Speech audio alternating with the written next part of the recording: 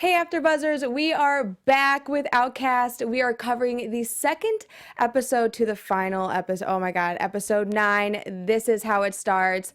This episode is crazy.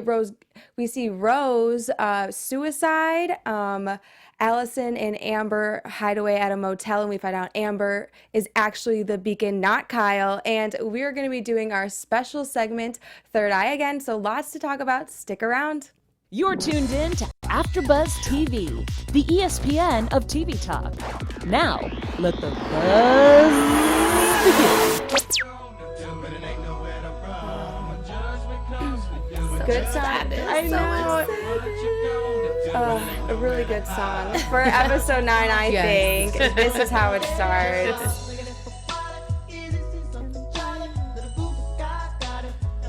All right. So, hey guys, welcome back. We are talking about episode 9 of season 2. We are almost at the finale, episode 9. This is how it starts, which I feel like is drumming up. I feel like we just kind of jam-packed this episode with kind of gearing up for the finale. Right. But hey guys, I'm your host, Kitty Wolski, and to the left of me is my lovely co-host. Hey you guys, I am Ashley Marie, hanging out in the studio, ready to chat all about Outcast. Oh yeah, and we are going to be diving into Allison and Amber and their time at the motel room, and Amber as the Beacon. We find out she's the Beacon now. We're going to talk about Dr. Park, as always, and his shadiness and how he basically went rogue this episode. Yes. And then Rose, oh God, so sad to see her commit suicide and leave Byron and everyone else in this episode. Yeah. And lastly, we're bringing back our special segment from last week. We were doing Third Eye because we have got to keep an eye on all the shadiness and craziness that people are doing. But so overall thoughts, Ashley. This, just like our intro song, this episode was jam-packed with death and sadness and a lot of mourning. Very shocking, very riveting. I was not expecting these things to happen, these deaths to take place, but they did, and we need to talk about it. Yeah, so much to talk about. So can we just touch on all the deaths real quick? Like Chief Nunes, Sydney, Yes. Rose, Yes. The 3 board members. Yes. God, the lighthouse midwife. I think that got me a little bit inside. I was like, why the midwife? Did that tug on your heartstrings? A little bit. Come on, leave her alone. She's just trying to help out. But all right, we're gonna dive into Allison and Amber because I feel like a lot has happened with the whole. They go to the motel. They get out of Rome, which we think maybe they'll be safe. Yeah. Not. But the great thing about them being stuck in the hotel room, this is the silver lining, is that Amber got a chance to bond with her mom, Allison, which we have not seen all episode long. We haven't, all season long. We haven't seen them have the opportunity to bond. So they were able to bond. I think Allison got some insight on who her daughter truly is and the gift that she carries. So I thought that was a beautiful part about them being stuck in the motel. Me too. And aside from all the craziness. And, that got me. I know. I feel like she really decided to maybe let some of the things in her past go because you see her kind of keeping her, putting herself, she was the reason why, she hurt Amber. So, she always put that on herself. Yeah, that guilt. Right. And now her daughter's being like, no, I love you. Don't worry. I love you just as much as I love Dad, Kyle. Yeah. So, that was really great to see. 2 things with that is that we see guilt so heavily shown in this entire season. I mean, so many people are heavy with guilt. Their hearts are heavy with guilt. So we see that shown a lot. We'll talk about more of that because we saw that with Rose as well. And Amber is incredibly mature for her age. Oh, yeah. She's a fierce little warrior. Yeah, she's so mature for her age. She keeps her mom on point. She keeps her dad on point. She always saves the day somehow. Yeah, she's the savior. She is the beacon. She is. I guess that does make sense. Yes. It's all coming together now. Everything's coming together. But, and, wow.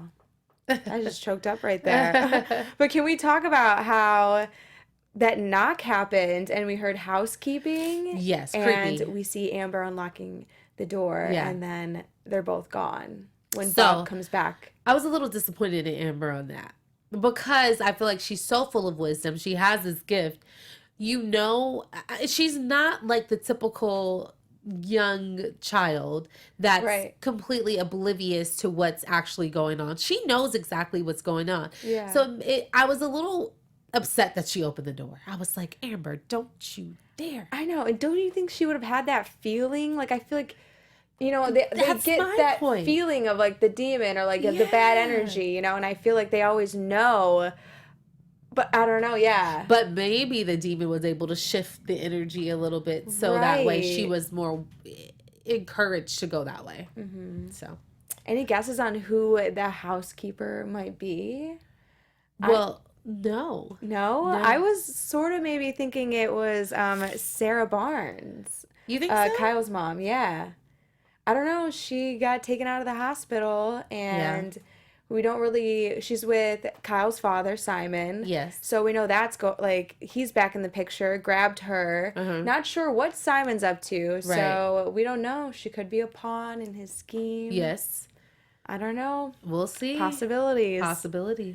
But yeah, so now we're going to take a break real quick from talking about Amber and Allison. So Ashley can say some things on behalf of AfterBuzz. Yes. And hey, AfterBuzzers, our network produces after shows for nearly all of your favorite TV shows, from dramas, reality TV, sci-fi, and more. There's no network that works harder to serve television fans, but we need your help. We're asking that you please subscribe to one or more of our YouTube channels. By subscribing to our channel, YouTube will suggest content that's tailor-made for you, and you'll help AfterBuzz continue to grow.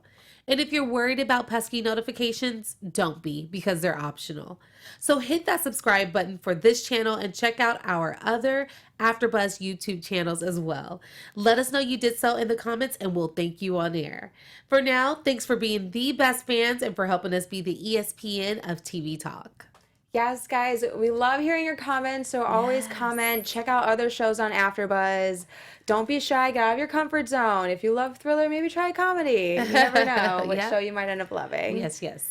But going off of that, let's get right back into the real talk. Yes. Okay?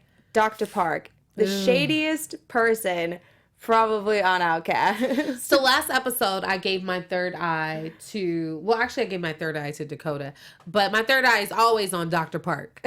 Always. I mean, we need to keep the third, fourth, fifth, sixth eye on him. He is the shadiest person ever.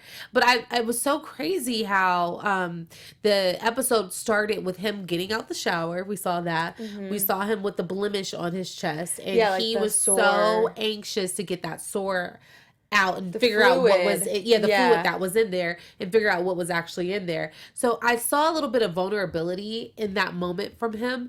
So that was refreshing to see him act in more of a human nature versus a monster, the monster that he actually is.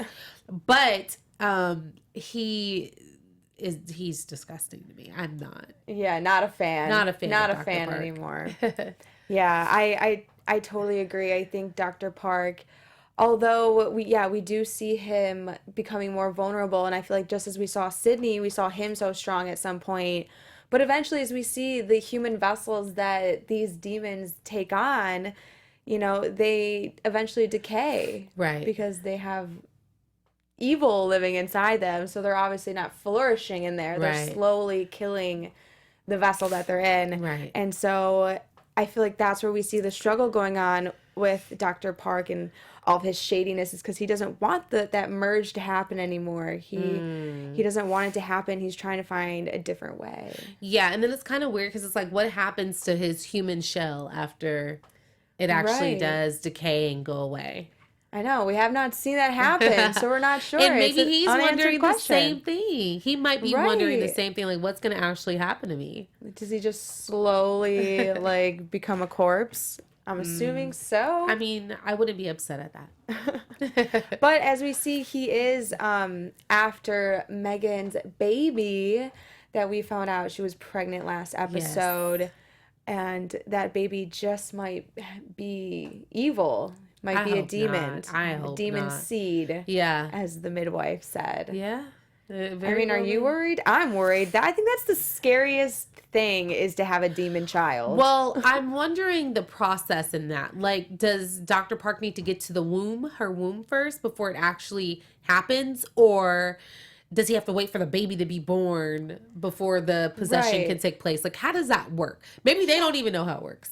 I know. I would assume that they would have to wait for the baby to be born. Yes. But then again, you never know. We don't know. And she's very early in her pregnancy. Yes. So, I mean, if it was me, I would kill that baby. They're plotting and scheming. I think Megan should kill her own baby. Like, if you know that it's evil, why would you want to deliver a baby spawn? Yes. Yes. I don't know, man. But we also see Dr. Park enlist in Blake Morrow's help. And he's the one who actually killed the midwife and is kind of doing Dr. Park's dirty work. Yeah. Yeah. Yeah. That doesn't shock me. I feel like Dr. Park is the type to get somebody to do his dirty work for him. And Blake's got revenge. I mean, Kyle killed him and he's coming back for him. Yep. And now we see Blake kind of change and shift. And now that he knows who the real Beacon is, we see him being like, Dr. Park, I don't need you anymore. Like, all I need is her to stop this merge. Yeah. So and like I said, and I said this a few episodes ago, I feel like Dr. Park is going to hit a brick wall and people are going to start turning on him. And maybe this is the beginning of what we're actually seeing. It's going to be that karma. He deserves it. All that bad karma is coming right back at you, Dr. Park. Immediately. But going in, okay, this has got to be the most upsetting moment of the whole episode. What's that, Katie? Rose committing suicide. So shocking. Were you shocked? How were you feeling when you saw her behind that tree? Okay, that was very disturbing to me because I wasn't expecting it. Right, it kind of looked like she was just sitting for a second. Yeah, and then she's just hanging. And I didn't really like that too much. By her own scarf. By her own scarf, yeah. And Rose was, I'm not going to lie, Rose was annoying me a little bit. And because Chief Giles is such a good guy to her. He's really supportive and kind and loving to her. And she was just rejecting his help. And I'm like, just let the man help you. And she's trying to do everything herself. And I think she was, this is another case where we saw someone being overtaken with the heavy burden of guilt. She felt guilty about killing her best friend Kat. She could not get that out of her mind. I think once it actually settled in, it started to hit her like a ton of bricks. We saw that happen. And then I feel like, and I had to toss it around in my mind. Like, should she feel bad even though Kat was one of the possessed ones, or should she not? You know, but there's that balance where that she obviously had to struggle with finding and finding some peace about it. So I think that she could have gotten over it if she would have given herself a chance. So I hate to have seen her commit suicide. But I know. I definitely think that was such a sad moment. And I truly believe it didn't have to happen. Right. But I understand where I feel like she was coming from too, with just the whole guilt. Yes. And she even said that like her friend's body is still dead in the barn. And like no one's even touched it. No one's moved it. It's been days. Yes. Like it's just there. That would weigh heavy on anyone's mind. And how gracious was Chief Giles when after the suicide, and he's like, you know, I respect her decision. I don't like what she did, but I respect her decision. That speaks volumes of the kind of character he has, right? He's such a gracious person. Husband that he was to her. He was a really good husband to her. So, oh my God, I'm gonna tear up. It's just too much. It's too. Shouldn't have happened. It should not have happened. Still upset about it. Yeah. Oh my God. But and then the fact that she thought, I'm sorry, go ahead. No, I was literally, keep talking. That was the fact that she thought that she was good, that she was under the possession or getting ready to become possessed because she had those flu-like symptoms. And when Chief Giles was possessed, he exhibited those same symptoms. So she was very worried about that too. So not only did she feel that heavy guilt, but she was stricken with worry and fear. Right. She was thinking she might be possessed. Exactly. And she even told him, like, there's scarves there, like, tie me up, like, do what you have to do. And I don't know, yeah, that was just a hard decision that I wish it didn't happen. So sad. Oh. And then how great of a friend was Kyle, right? Oh, man. He got there as soon as he could. And it was just beautiful how Cheap Gals knew that he could reach out to Kyle. Like, yeah, no problem. he knew he would have been there if he could have. Dealing with his own battles. Exactly. Of course, as always. Kyle always is trying to put out fires everywhere, I feel like. Yeah. Just the heroine of the show. Of all of Rome. Right. But then we see Reverend Anderson go a little mad as well and just really goes after Sydney. Nothing shocks me anymore with Reverend Anderson. Sydney deserved it. He did deserve it, but I feel bad for Sydney. taking Last it to episode, a new low. Yeah. I don't feel bad for Sydney. No. Crucify him. Don't care. Get rid of him. Get rid of him. Sydney was another Dr. Park in my eyes. Right. But Dr. Park was a bit more powerful. That's the difference. But Sydney was another Dr. Park to me. Yeah. Yeah. Well, Sydney said that before he died, that he was he's a soldier just trying to carry out his mission on bringing the Great Merge together. So he was just like, as long as I did what I had to do, I don't care that I die. Bye. And no sympathy. You're like, see you later, Sydney. But then after we see Reverend kill him, we see Kyle's dad finally show up and reunite with Kyle after all these years. And how are you feeling when that moment happened? I think that's a beautiful moment. I feel like Kyle needs that. I think that we've seen Kyle go through a lot of healing and closure, moments of closure, like his reconciliation with Allison, and then his dad, and then his mom, right? So we've seen Kyle go through these moments of closure and growth and just overall spiritual healing, and I think that might make him a more powerful beacon. Even though he's not really he's beacon. not the beacon. Not anymore. But I think that will make him more powerful. Mm-hmm. It closes those gaps of vulnerability for him, right? Yeah. And maybe the less void holes he has within his soul makes him more powerful, and he can help others better. Yeah. Right? Oh yeah. I was thinking about how Reverend Anderson, I feel like, has been sort of like a father figure towards Kyle. That's great. Yeah. Basically, we have not seen Simon Barnes in a very long time. So I feel like when we saw that moment when Simon came up and was like, you need to leave. And I feel like we just saw Reverend look back real quick, and he looked at Kyle. And Kyle just looked at him. And he was just kind of like choosing his dad over Reverend Anderson. And I just felt like maybe Reverend Anderson felt more abandoned than before, you know? Okay. Yeah. That's I didn't really pick up on that, but yeah. That's very interesting, Katie. I like that. Thank you. I like that.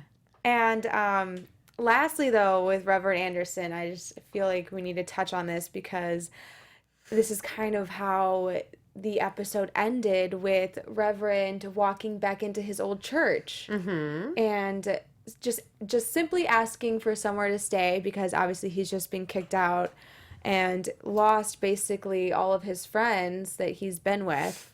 And they were like, we believe you. We believe in the darkness. We want to follow you. We want to follow your ways. And I feel like that's what he's been searching for. And he kind of found like his niche. Well, it's kind of like a full circle thing, right? It's like a full circle. He came back to them. They came back to him. Yeah. And I feel like now he gets to preach about his feelings towards the darkness and how we know he's so against it. But people are afraid, he says, to stand up and be with him against all that. Yeah. Which is understandable. I would be afraid too. I don't think I want this for my life right now. I don't want to be a part of any of this craziness. You're like, I don't want to be possessed by a demon. Thank you very much. I would just leave Rome. I would be out of there. I would leave Rome too. I would never look back. Like, if I was Allison and Amber, I'd be like, out of there. Oh, sorry, Kyle. I'd Gotta be on go. the first thing smoking out of Rome. On to the next town. All right, guys. So now we are going to bring back our special segment that we did last week called Third Eye. Third eye. Do, do, do. Ooh. 1, 2, 3. Because this is so deep. We have to. Yeah. So our 2 eyes are not enough. Not we need enough. that third So eye for on it. this segment, we are going to be chatting about the people who we think we need to keep our eyes on for next week's finale. Mm-hmm. All right, Ashley. So give it to me. Who are you? Who's your third eye? I keep saying this, but I really think it's going to be Dakota and those people at that lighthouse church. I don't trust her or them. Me Something's either. not right with any of them. And I'm trying to figure out who this other beacon is. I know that we know Amber is right, like the beacon, but it seems like there's someone else that they keep bringing Simon up. Barnes. Okay, so that is the beacon. Kyle's dad. Okay. Yes. Okay, So, so he's finally back in town. Okay, but do you think that's who it is? Or is that definitely who it is? I think so. Okay, so we'll save that for predictions. Okay. But still, I'm keeping my third eye on Dakota and those people at And the the church. lighthouse. The church folk. The church vote. I'm keeping my third eye on y'all. Right here. Something weird's going on. Yeah, so that's who I'm watching. Yeah. What about you? Well, we just kind of touched on him, Simon Barnes. Okay. I feel like he is apparently the leader of this apocalyptic cult group, the Lighthouse people. Yeah. With Dakota's running, of course. And yeah, I just think it seems sketchy. Something weird's going on. And then how do you just pop up? Right. Out Where of have nowhere. you been? Where have you been? Where have you been? We're keeping our third eye on you. We are. And I also wanted to keep it on Sarah Barnes because I think that maybe she was the housekeeper. Okay. And this is just my mind. Uh-huh. Like, I'm just like thinking. Your like, I'm imagination's thinking going. like a minute a mile. But yeah, and I think that she's working with her husband Simon. As we saw, he grabbed her from the hospital. And so I think she's helping him out. And I think that Simon and Sarah and just the Lighthouse people have like a different plan that we don't know about yet. Yeah, there's something going on with those people. Maybe it's not bad. Maybe it's good. Maybe it's good. Maybe. Maybe. I Wishful guess- thinking. Wishful thinking, yeah. Always high hopes, right? High hopes. High hopes. Well, we'll see what happens. We will. Next episode.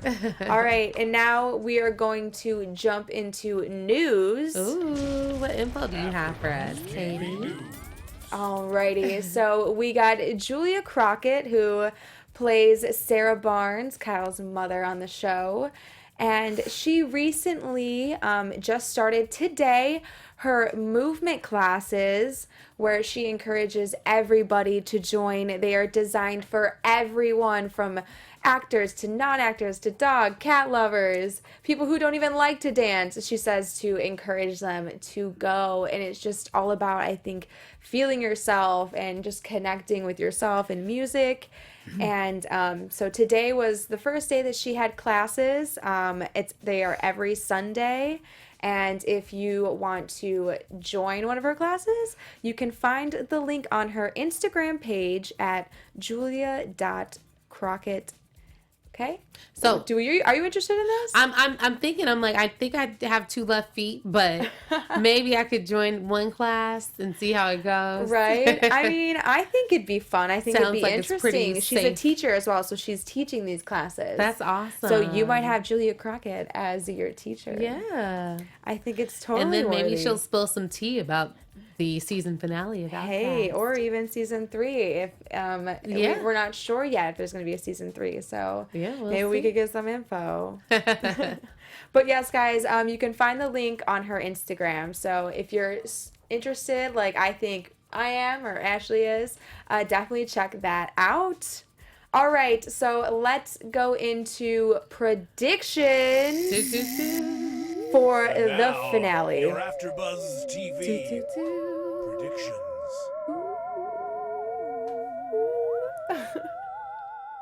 What are your predictions, Ashley? What do you got? I'm going to stick. I know I'm dragging Dakota. I'm just dragging poor Dakota. But I think that maybe something shady might be going on with her. So I think we'll see exactly what it is in episode 10, aka the finale, the season finale of season 2. So I think Dakota has some kind of shady ulterior motive, and I think that will be revealed in episode 10. Yeah. So that's my prediction. That's your prediction. Dakota has not been sitting well with me the past couple episodes. So I'm gonna stay dragging her just like I did Dr. Park. And I was right about Dr. Park, you guys. You were. So you got good intuition. Good intuition.